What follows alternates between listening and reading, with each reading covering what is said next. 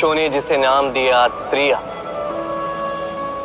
क्यों दिया, किसने दिया, किसी को ज्ञात नहीं। मानना यह है कि पुरुष सोचते हैं कि त्रिया सोचती कुछ है, कहती कुछ और है और करती कुछ और ही है।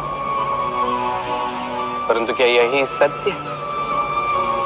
वास्तविकता यह है कि त्रिया वो चरित्रहीन पुरुष है और कोई नहीं। वो पुरुष जो स्त्रियों से कहते हैं कि आप माता हो, आप देवी, आप बहन हो, और सोचते क्या? सोचते हैं कि ये स्त्री हमारे पांव की धूल है और कुछ नहीं। और करते क्या है? उनके सर पर, उनके केशों पर चूड़ामणि लगाकर सोचते हैं कि वो उनके चरणों की धूल है। स्त्री का मान भंग करते हैं, उन्हें दासी समझ लेते हैं। मत भूलिएगा, यत्र नार्यास्तु पूज्यन्ते रमन्ते तत्र देवता। अर्थात जहां नारी की पूजा होती है वही ईश्वर वास करते हैं, और जहां नारी का अपमान होता है वहां ईश्वर और भाग्य दोनों रुष्ट हो जाते हैं। स्मरण रखिए, यदि नारी कल्याणी है तो नारी महाचंडी भी बन सकती।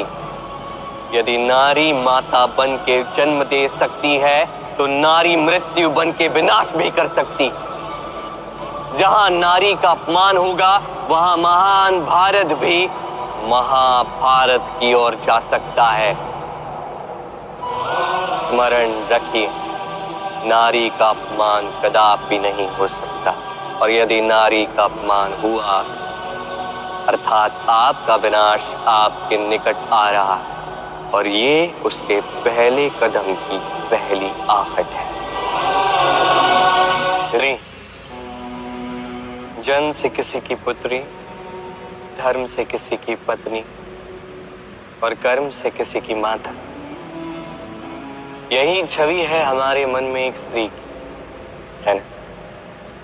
एक अतुलनीय योगदान है स्त्री का हमारे जीवन में, और बिना स्त्री के हम कुछ भी नहीं। पर अधिकार यहां हम भूल कर जाते हैं। जब स्त्री एक पुत्री होती है, जब जन्म लेती है, उसके अस्तित्व पर अधिकार होता है उसके पिता का। तत्पश्चात जब विवाह हो जाता है तो उसके अस्तित्व पर अधिकार होता है उसके पति का, और जब वो माता बनती है तो स्वयं ही अपने समस्त जीवन का अधिकार अपने संतान को सौंप देती है। परंतु कभी क्या हमने ये सोचा है ये जीवन स्त्री का है, ये स्त्री सबका उद्धार कर रही है, उसके जीवन का अधिकार भी तो उसके पास ही होना चाहिए ना। वो स्वयं के जीवन के निर्णय स्वयं ले सकती, स्वयं अपना भाग्य रच सकती, और ये करने के लिए हमें स्वयं को बदलना होगा, सोच को बदलना होगा। क्योंकि ये सोच ये आज या कल की नहीं है, ये वर्षों से चलती आ रही है और वर्षों तक चलेगी यदि हमने इसे नहीं बदला। और हम तभी बदल सकते हैं जब हम स्वयं में आज परिवर्तन लाएं। आज के पश्चात, इस क्षण के पश्चात किसी भी स्त्री पर अकारण अधिकार स्थापित करने से पूर्व सहस्त्र बार सोचना, क्योंकि जब स्त्री अपना अधिकार छीनने पर विवश हो जाएगी तब केवल और केवल महाविनाश ही होगा। मनुष्य और धन, इन दोनों में संबंध अत्यंत गहरा है। धन वो शक्ति है जिसका उपयोग मनुष्य करता है सांसारिक वस्तुओं को खरीदने के लिए, अपना जीवन यापन करने के लिए, और मनुष्य वो शक्ति है जो धन को महान बना देती है। अब एक बात है, उपयोग करना चाहिए धन का और प्रेम करना चाहिए मनुष्य से। ये बात अधिकतर लोग समझ नहीं पाते। लोग यही सबसे बड़ी भूल कर बैठते हैं।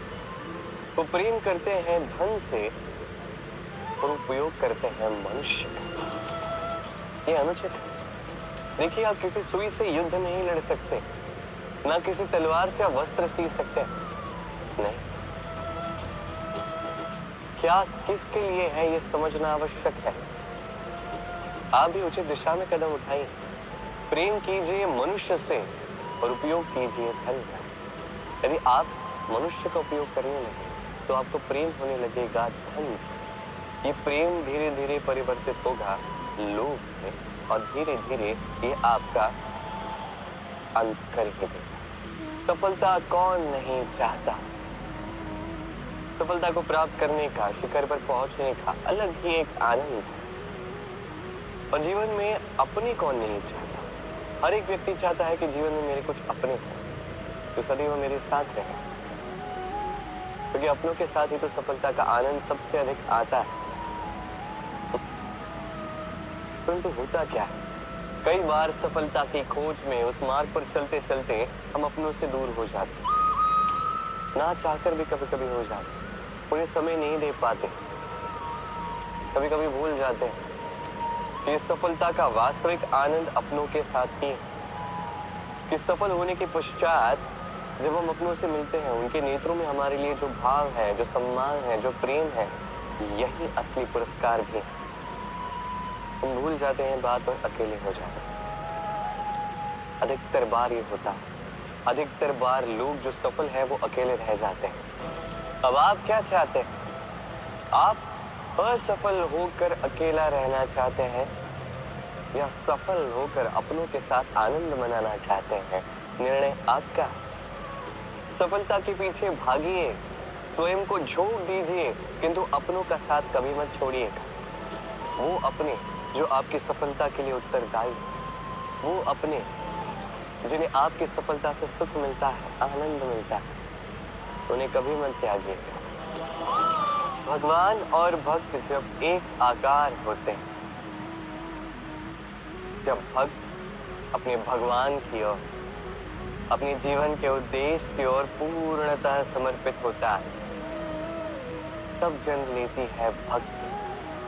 अब संसार में सारी आशाएं भले ही आपका साथ क्यों ना छोड़ते हैं, ये भक्ति आपके साथ रहे। भक्त और भगवान जब एक आकार हो जाते हैं तो उनमें कोई अंतर नहीं रहता, वो एक हो जाते हैं, एक व्यक्तित्व, एक अस्तित्व। इसलिए कभी भी जीवन में, किसी भी रूप में, किसी भी प्रकार में, किसी भी ईश्वर को मानिए, मन में श्रद्धा जागृत कीजिए, इस भक्ति को जागृत कीजिए। संसार में भले ही सब कुछ आपको छोड़ के चला जाए, तब भी ये भक्ति केवल आपका उत्थान ही करे। तो मन में इस भक्ति को जगाइए। शब्द ही शून्य, शब्द ही आरंभ, शब्द ही अंत भी, शब्द ही अमर है, शब्द ही भ्रम भी। ये शब्द अत्यंत विशेष है। किसी रोते को हंसा देते हैं, किसी हंसते को रुला देते हैं, किसी के मन में ऊर्जा जागृत करते हैं, तो किसी के मन को कांटा बनकर चुभ जाते हैं। एक अत्यंत महत्वपूर्ण बात है जो समझना अत्यंत आवश्यक है। आपका मन, आपका हृदय कितना भी शुद्ध क्यों ना हो, कितना भी पवित्र क्यों ना हो, आपकी विचारधारा कितनी भी स्पष्ट क्यों ना हो, यदि आपकी वाणी पवित्र नहीं, यदि आपके शब्द शुद्ध नहीं, तो ये आपको आपके कर्म फल को भोगने पर विवश कर ही देते हैं। एक सरल सा उदाहरण देता हूं। आपके जीवन में कोई ऐसा होगा जो आपको नहीं भाता, जो कदाचित अधर्मी होगा, जो कदाचित नीच बुद्धि वाला होगा, परंतु उसे अपशब्द कह देने से उसमें परिवर्तन तो नहीं आता, उसकी मानसिकता तो नहीं बदलती, बस मन में प्रतिकार की भावना जागती, द्वेष की भावना जागती, और कुछ नहीं। इसलिए इन शब्दों पर नियंत्रण रखिए, इस वाणी पर नियंत्रण रखिए। श्रेष्ठ से श्रेष्ठ व्यक्ति को भी सावधान रहना पड़ता है, क्योंकि यदि इन शब्दों का प्रयोग उचित ना हुआ तो आजीवन निशब्द होकर रह जाते हैं लोग। वरदान और श्राप, ये दोनों एक ही सिक्के के दो पहलू। ये वरदान हमें कई कारणों से मिलता है, कभी हमारे परिश्रम के कारण, कभी तपस्या के कारण, कभी हमारे पुरखों के परिश्रम और तपस्या के कारण। परंतु ये वरदान कब तक वरदान ही रहेगा, ये हम निश्चित नहीं करते। ये निश्चित करते हैं केवल हमारे कर्म। यदि आपको उदाहरण दूं तो किसी रेशम के कीड़े को देखिए, उसे वरदान प्राप्त है कि वो अपनी सुरक्षा के लिए खोल बना सकता है। अब वो उसमें इतना मधान हो जाता है कि वो एक ऐसा खोल बना देता है जिसमें स्वयं ही गिरता है, दबकर मर जाता है। इसका तात्पर्य क्या है? तात्पर्य सरल है। गर्व करना ठीक है, किंतु अहंकार करना बिल्कुल ठीक नहीं। यदि अहंकार मन में प्रवेश कर गया तो इस वरदान को शराब बनने में समय नहीं लगता। और यदि कर्म श्रेष्ठ रहे तो श्राप भी वरदान बन जाता है। सुख, दुख, मृत्यु, महामारी, तो कभी बता के नहीं, कभी पूछ क्या। और कुछ ऐसा ही होता है द्यूत का ये खेल, एक कारागार की भांति, एक मकड़ी के जाल की भांति। जैसे एक मकड़े का जाल एक कीट को अपनी ओर आने के लिए उकसाता है, अपनी चमक से, अपनी बुनावट से, वैसा ही द्यूत का ये खेल मनुष्य को अपने पास आने के लिए उकसाता है। अंत में जाके मनुष्य फंस जाता। अंतर बस ये है कि जब कीट इस जाल में फंसता है वो अपने प्राण गंवा देता है। मनुष्य जब द्यूत के इस उकसावे में आता है वो अपना मान, अपना धन, सब कुछ गंवा देता है, अपना विवेक खो बैठता है। पर आप अपना विवेक कभी मत खोइएगा।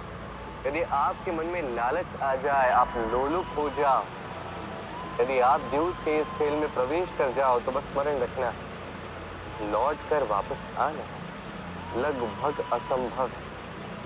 इस विवेक का साथ कभी नहीं छोड़ना, क्योंकि विनाश के आने का पहला संकेत ही विवेक का जाना है। इस उकसावे में मत आए। विजय, विजय प्राप्त करने के लिए मनुष्य क्या कुछ नहीं करता, हर संभव प्रयास करता है, परंतु क्या अपनी विजय प्राप्त करने के लिए कुछ भी दांव पर लगा देना उचित है? कदापि नहीं। अपना खोया हुआ मान, खोई हुई संपत्ति, खोए हुए अधिकार पुनः प्राप्त करने का एक ही मार्ग है, और वो है पुरुषार्थ, जुआ नहीं। जो व्यक्ति स्वयं हरा हुआ है, अपनी जीत को प्राप्त करने के लिए किसी और को दांव पर कैसे लगा सकता है? ये पूर्णतः अनुचित है। कई बार भौतिक धन पाने के लिए, संपदा पाने के लिए हम हमारा वास्तविक धन, हमारे अपने, उन्हें खो जाने के लिए सज्ज हो जाते हैं। ये उचित नहीं। संकट कितना भी बड़ा क्यों न आए, हमारे अपनों को हमारे साथ ही रखना चाहिए, ना कि अपनी विजय के लिए उन्हें दांव पर लगाना चाहिए। ये भूल इसने की, आप कभी दोहराइए मत।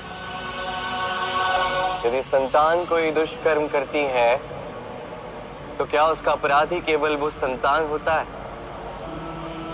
नहीं। यदि संतान दुष्कर्म करती है तो उसके अपराधी उसके माता पिता भी, जो पुत्र मोह के कारण उसे अनुचित करने से रोक नहीं पाए। अपराधी उसके पितामह भी, जो अपने उत्तरदायित्व के बोझ के कारण कभी परिवार पर ध्यान नहीं रख पाए, उस संतान को कभी दंड नहीं दे पाए। अपराधी उसके गुरु भी, जो अपने शिष्य के ये कुकृत्य देखकर भी उसे प्रताड़ित नहीं कर पाए। एक भावी राजा का कर्तव्य है कि प्रजा के समक्ष वो एक उत्तम उदाहरण प्रस्तुत करे, परंतु यदि इतना अनुचित उदाहरण प्रस्तुत हो रहा है तो माता पिता का, घर के बड़ों का ये कर्तव्य है कि वो उसे वहीं पे रोक दे, या तो प्रेम से या तो दंड देके। यदि नहीं रोका गया तो महाभारत अवश्यंभावी है।